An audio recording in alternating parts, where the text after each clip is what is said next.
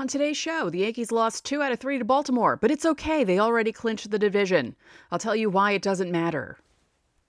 In the grand scheme of things, we'll talk about the fact that I was there this weekend for the first time all season, and I'll tell you how it went. Plus, the Yankees are playing the Rangers in their final series of the regular season. We'll talk about matchups and all that good stuff. All next on Locked On Yankees.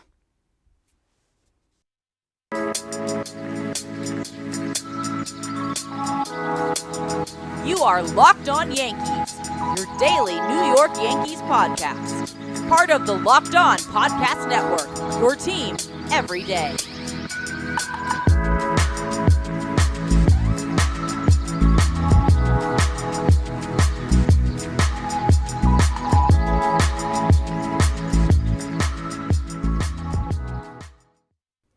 Happy Monday, Yankees fans. Welcome to Locked On Yankees, which is part of the Locked On Podcast Network, your team every day.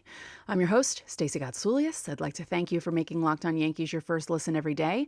We're free and available on all platforms, including Apple, Odyssey, Spotify, and Stitcher.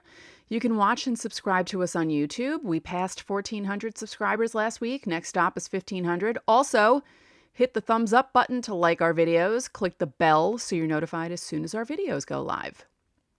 So the Yankees lost 2 out of 3 to Baltimore, and if it were earlier in the season, I would have ranted about it, like I did earlier in the season. If you recall, if you're a longtime listener, you know I put a special YouTube episode up Easter evening. That's how long ago it was, when the Yankees lost 2 out of 3 to Baltimore, and I went off on them for doing that. And after this weekend, it was fine. It was even fine that I was there on Friday night and they lost in my presence. It didn't bother me because they already clinched the division.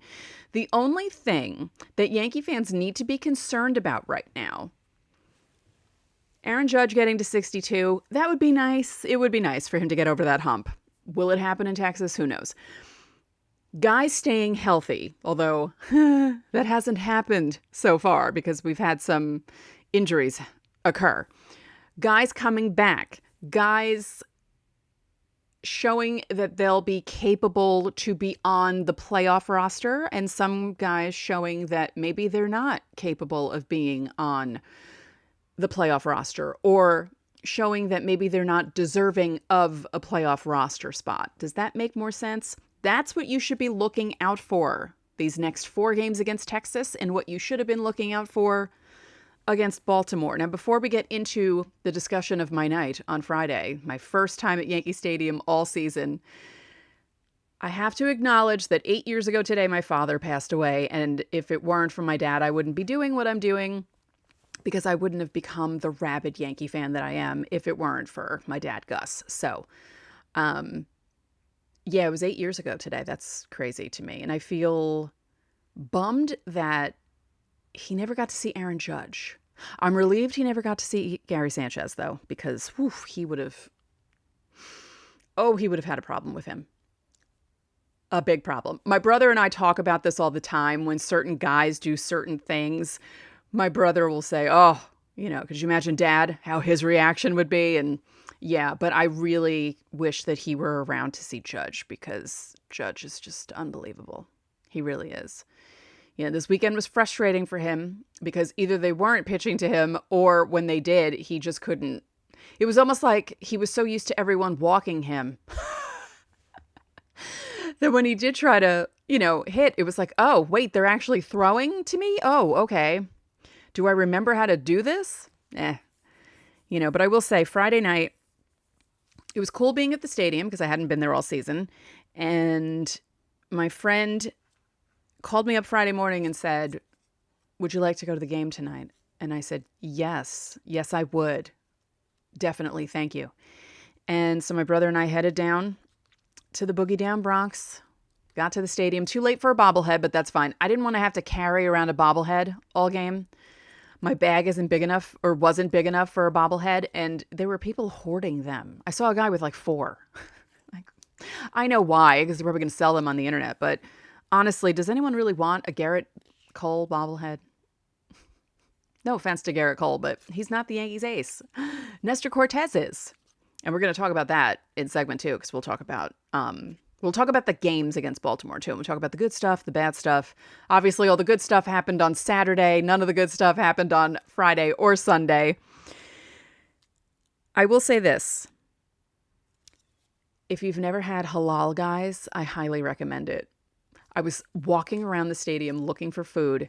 Not that I couldn't find food, but all the lines were way too long. It was insane how long all the lines were. And I'm like, I'm not waiting here for 4 innings and missing a judge at bat in case, something happens. Because would there be anything worse than being at the stadium but not actually watching it? So I made my way around the entire perimeter of the stadium, walked past about 25 food stands featuring everything you could possibly think of. I get to the Great Hall and I see the halal guy's cart and there's 6 people waiting. And I thought, this is it. I'm getting this. I don't care. So I'm waiting in line at halal guys, looking up at the screen, hoping that Trevino, makes an out so Judge doesn't come up. And he does. And the guy in front of me also looked relieved, and we joked about that. I said, yeah, I don't usually root against the Yankees. The only other time I did that was in 2011 against the Rays, because I knew if the Rays walked off on the Yankees, the Red Sox would definitely be eliminated from the playoffs. And the guy started laughing. I highly recommend halal, guys. You get a giant bowl or box, like a protein box. Lettuce, tomato, rice, and then you can choose gyro meat, chicken, and like souvlaki style. And I said gyro. I'm such a bad Greek. Gyro. I got the chicken just to be safe because I'd never had it before. And I was like, I don't want to go too crazy with the food at Yankee Stadium. I don't want to get sick because you never know. And it was perfect. I'm going to get it every time I go now. It was great. It's $15.99, but they give you such a good portion of food. Totally worth it. They give you hot sauce. They give you white sauce. It's great. So I recommend that to anyone who goes to Yankee Stadium. And as I said, the line was not long. It's as if people forgot that thing existed and they were staying on the concourses and ignoring the Great Hall. And it's so loud at the stadium. I'm showing my age right now, but it's too loud. All that manufactured noise is too much. It's too much. I was enjoying some of the music, though. They did do a tribute to Coolio. They played a medley, which was cool. The whole stadium stood up, obviously, when Judge came up. We all had our phones out. I was recording just in case, and, nothing happened. Nothing, as in a home run. And that was a bummer. And then, the Yankees looked kind of lifeless at the plate. They couldn't get anything going against Baltimore, and some people were really overreacting to it. And I was just sitting there like, they're not really playing for anything. Like, why is everyone getting so upset? Like, I don't know. I don't know. And then Zach Britton, this bothered me, and I'll talk about this more in segment 2. Zach Britton comes into the game, has a rough time, and then he leaves with an injury. And then something happened that really made me angry. And I'm going to talk about that in segment 2. But let's talk about something that doesn't make me angry first. If you haven't tried Built Bar Puffs yet, you're depriving yourself of one of life's greatest joys. And guess what? There's a new flavor. Delicious, indulgent cookie dough, covered in chocolate. That's right. Built has done it again. Cookie dough chunk puffs. They have a light, chewy texture, real cookie dough chunks, and of course they're covered in 100% chocolate. It's all the joys of eating cookie dough without the hassle of making it, and it's healthy for you. Cookie dough chunk puffs are only 160 calories, and they have a whopping 15 grams of protein in them. Run to Built.com and snag a box for you and the family. It'll be the perfect treat. Or you can find a really great hiding spot and just hoard them for yourself, like I do. I keep them in my bedroom. Like all Built Bars, the new cookie dough chunk puff is covered in 100% chocolate. That means they're healthy and tasty. Seriously, I've had them. They're amazing. So you're going to love the new cookie dough chunk puff, whether you need a snack for your workout, a late night treat, or you just need to grab a quick bite. Built is the perfect protein bar, and they taste better than a candy bar. Ditch the calories, fat, and sugar. Grab yourself a Built Bar. Go to Built.com, use promo code LOCKEDON15 and get 15% off your order. Again, use promo code LOCKEDON15.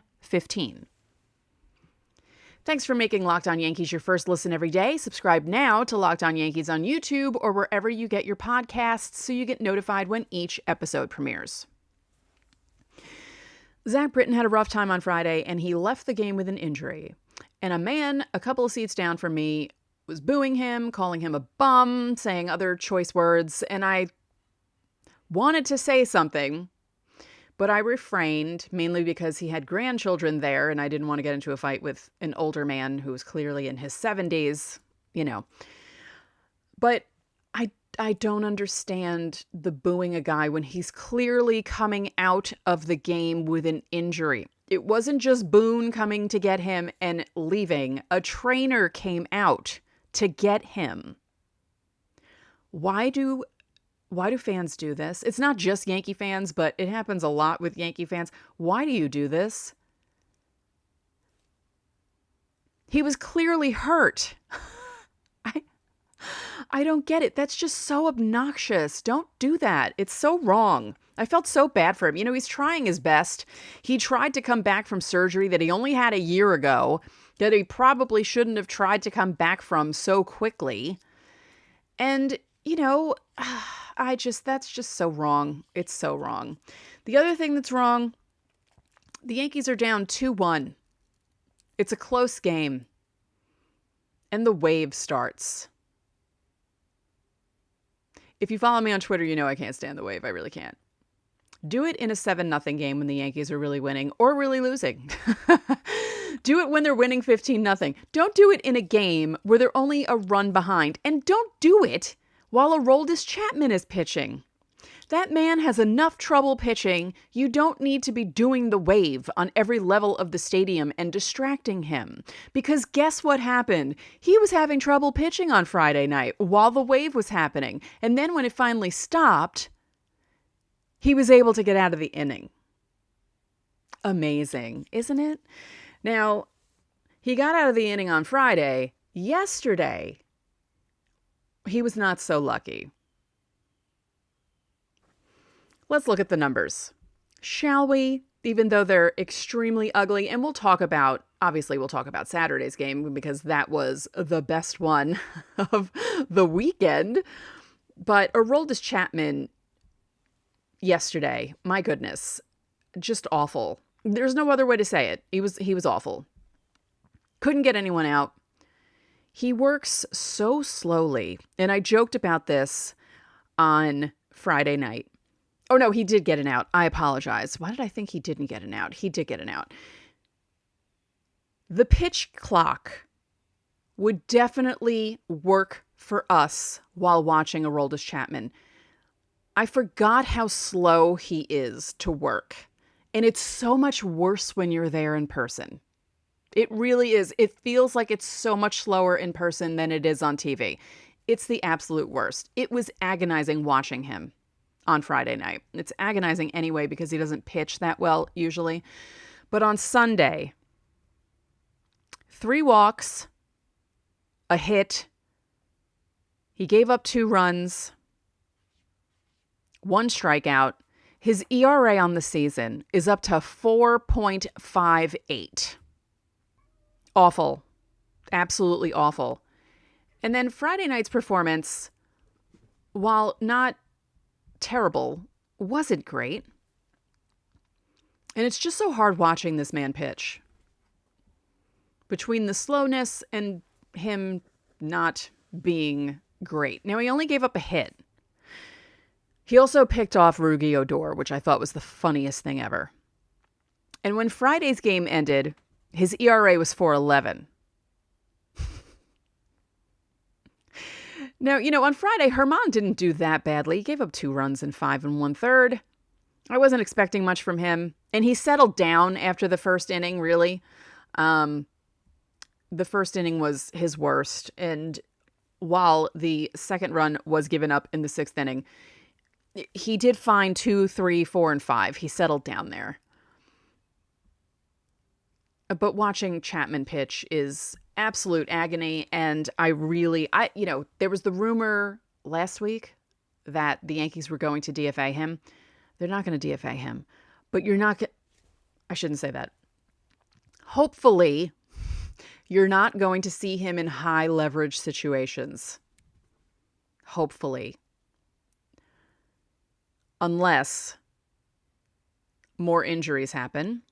Ron Marinaccio injured his calf yesterday. Wasn't an arm thing. It was a sore calf, which isn't ideal because pitchers also use their legs. It's not like they don't use their legs, but I would prefer for him to have a leg injury as opposed to having a shoulder or elbow injury. So while not ideal, it's not the worst thing in the world. Now, quickly, Saturday's game, because it was so much better than Friday and Sunday because the Yankees actually scored. And they kept Baltimore from scoring. Why? Because your ace, Nestor Cortez, was pitching. That's why. He is the Yankees' ace. He's 12-4. Not that the wins really matter, but they kind of do with him because they usually win with him. And like he did against Baltimore earlier in the season, he struck out 12, only gave up a hit, did not give up a run, walked 2. His ERA is down to 2.44. He is amazing to watch. It is so much fun watching him pitch. I love it. He did his special twisty pretzel windup that seemed to annoy the Baltimore broadcasters. If you look on Twitter, you'll find the video of it. It's kind of funny. Kay got all excited, obviously, and it's just so much fun to watch him pitch and to see him become the pitcher he's become this season. It's amazing, and we're lucky to have him. We really are. We're lucky to have him on the team and to be able to watch him every 5 days. And Aaron Boone, if you don't put him in game 1 of the division series, what are you doing? I have one more thing to talk about regarding Saturday's game. We'll get to that in segment 3.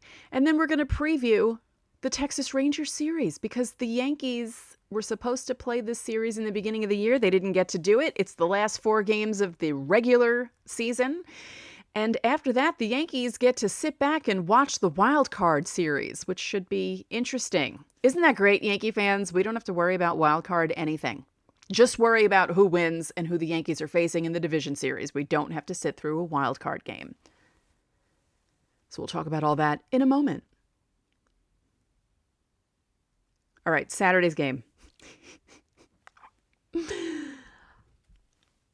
I could not watch Saturday's game.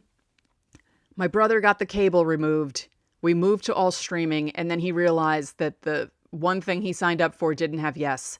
So I was keeping track on game day and listening to John and Susan on my smart device. The bad thing about this is John and Susan on the smart device are a good 2 minutes behind what's actually happening in the game. Now, the good thing was listening to John and Susan, I got to hear Susan Waldman complain during Saturday's game when Spencer Watkins wasn't pitching to Judge and then was throwing, she said, he's throwing meatballs to everyone but Judge, and they're scoring off him anyway, so why are you not pitching to him? Now, I get it. You don't want your name attached to a record-setting home run. I get that. But it was just so amusing to hear the exasperation in Susan Waldman's voice. I found it so amusing. It was great. It was great. She served meatballs up to this one. Did I say she? He served meatballs up to this one, but giving nothing to Judge. And it was just so amusing. I loved it. It was great. I highly recommend listening to John and Susan if you can, just for the amusement factor of it. But don't worry, we got yes back, so I'm able to watch the games now. It's not going to matter during the playoffs as much, with yes, I would just need to watch post-game reactions and stuff, but watching actual games, we're fine. We have everything that we need to have. So tonight in Texas, 7:05 start here in the East, which I'm kind of surprised about because usually when the Yankees play in Texas, it's 8. But okay, thank you for that, Texas. Luis Severino against Martin Perez.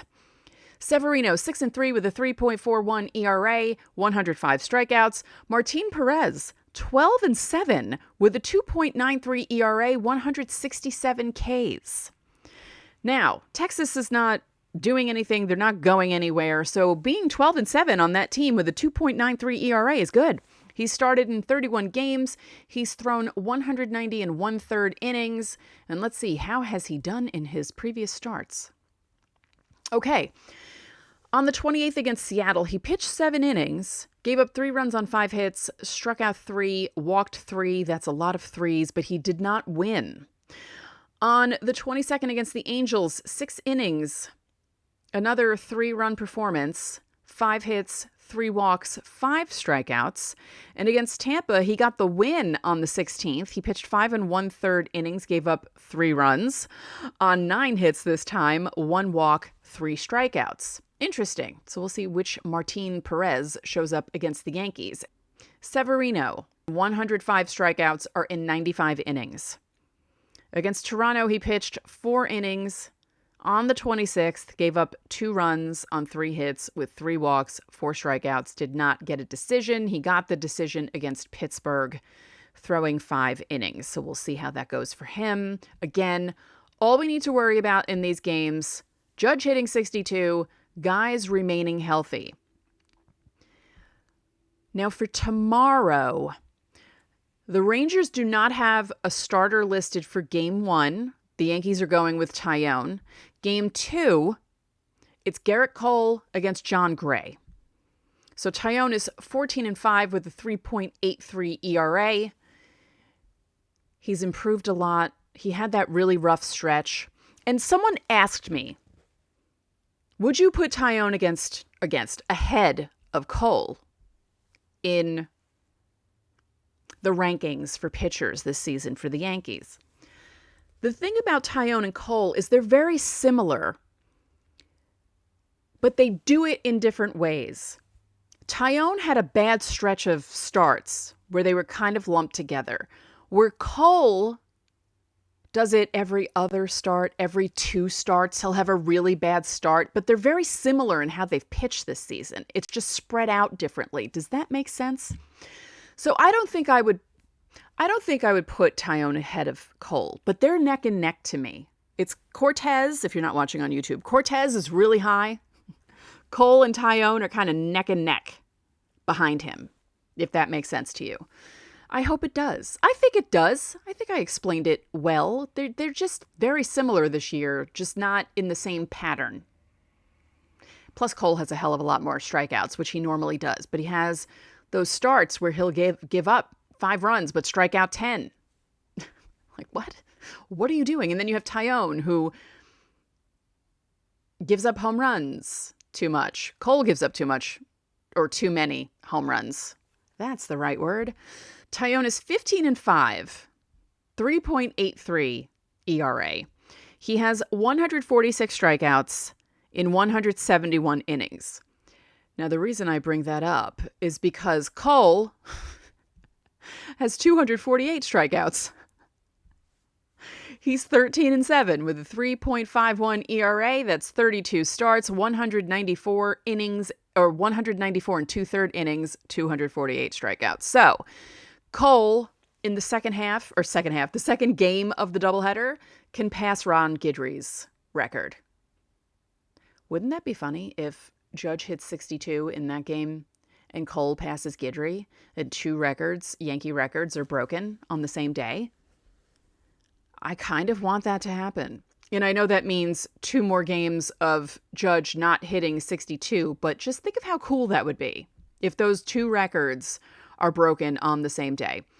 And then in the finale on Wednesday afternoon, it's a 4:05 start. Oh, and the doubleheader is, I believe, day-night. Let me just double-check that because I want to make sure I'm correct with all of my info. 2:05 is the first game, and I believe 8:05 second game, which makes sense because it's not, I think it's separate admission. So Wednesday, Domingo Germán against Glenn Otto. Germán is 2-4 with a 3.31 ERA, 52 strikeouts. Obviously, he hasn't pitched that much. Glenn Otto, 6-10 with a 4.72 ERA, 102 strikeouts. Now, I just want to see how Judge does against him. He's only faced him 3 times. Hasn't hit a home run off him. And let's see. Judge does not do well against Martin Perez. He hasn't faced him that many times. It's a small sample size. But just to give you an idea, Aaron Hicks and Aaron Judge have both faced Martin Perez 9 times. Aaron Hicks is batting .444 against Martin Perez with 3 runs batted in. Judge is batting .111. So, don't expect 62 tonight. As I said, we don't know who's pitching in game 1 of the doubleheader tomorrow. But John Gray is pitching in game 2. And Aaron Judge against John Gray. 1 at bat. Hasn't gotten a hit. I don't know. You don't know what's going to happen because as our good friend Susan Waldman, or as John Sterling has said to Susan Waldman, you can't predict baseball. Who knows? Aaron Judge does horribly against Martin Perez. He could hit a home run against him. Stranger things have happened. So to review, Yankees lose 2 out of 3 to Baltimore. Not a big deal. Again, what you're looking for in these next few games, guys staying healthy, guys who were coming back from injury, remaining healthy, and actually contributing and showing that they can make the postseason roster and be a part of the roster and do good things. The pitchers, making sure that they also do well and show that they can be on the playoff roster. Judge getting 62, it would be nice just for him to get it and not be stuck on 61. So let's hope that happens at some point soon. And Yankees facing the Rangers in the last regular season series of the year. We're here, people.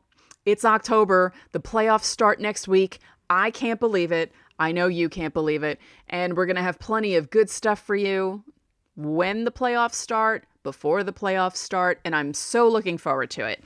So that's it for this episode of Locked On Yankees, which is part of the Locked On Podcast Network, your team every day.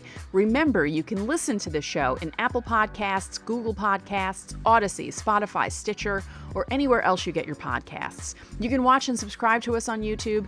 Again, hit the thumbs up button, comment, and click the bell notification so you know when our videos go up. And now that you've made us your first listen, how about making your second listen the Locked On MLB podcast?